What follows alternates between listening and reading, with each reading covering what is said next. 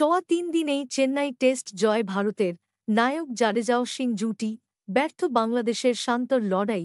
সাকিবকে অশ্বিন আউট করতেই ভেঙে পড়ল বাংলাদেশের দ্বিতীয় ইনিংস। পিচের অন্য প্রান্ত থেকে সঙ্গ দিলেন জাডেজাও।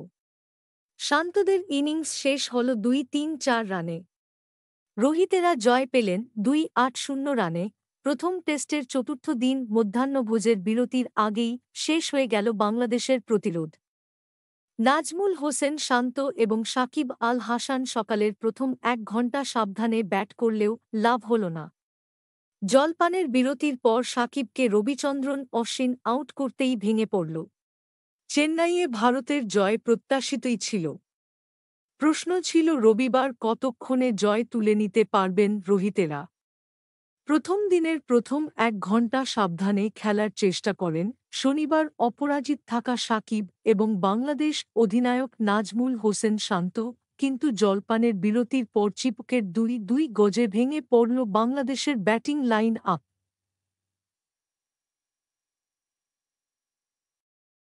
সকালে জশপ্রীত বুমরা, মোহাম্মদ সিরাজদের বল সামলে দিলেও অশ্বিন জাডেজার স্পিন পড়তে পারলেন না বাংলাদেশের ব্যাটারেরা।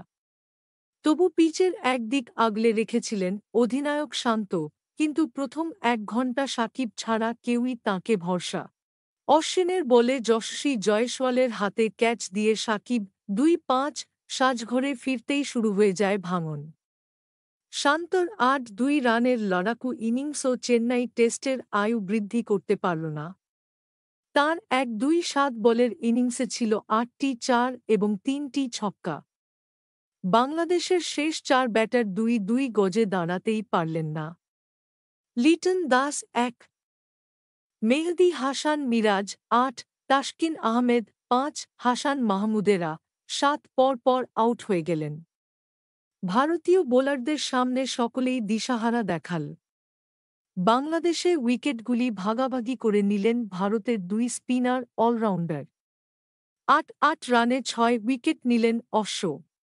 পাকিস্তান সফরে দাপুটে পারফরম্যান্স করা বাংলাদেশের ক্রিকেটারেরা চেন্নাইয়ের ২-২ গজে নিজেদের দক্ষতার প্রতি সুবিচার করতে পারলেন না। বিশেষ করে সফরকারী দলের ব্যাটার পারফরম্যান্স প্রত্যাশিত মানে পৌঁছয়নি। জোরে বোলারেরা অবশ্য সাফল্য পেয়েছেন। তবু বাংলাদেশের ব্যাটারদের ব্যর্থতাই রোহিতদের কাজ সহজ করে দিয়েছে চেন্নাইয়ে। এই নিয়ে বাংলাদেশের বিরুদ্ধে ৪টি টেস্ট খেলে ১-২টিতে জয় পেল ভারত। উল্লেখ্য, তৃতীয় দিনের শেষে বাংলাদেশের দ্বিতীয় ইনিংসের রান ছিল ৪ উইকেটে ১-৫-৮। শনিবার অপরাজিত ছিলেন নাজমুল ৫-১ এবং সাকিব ৫। ভারত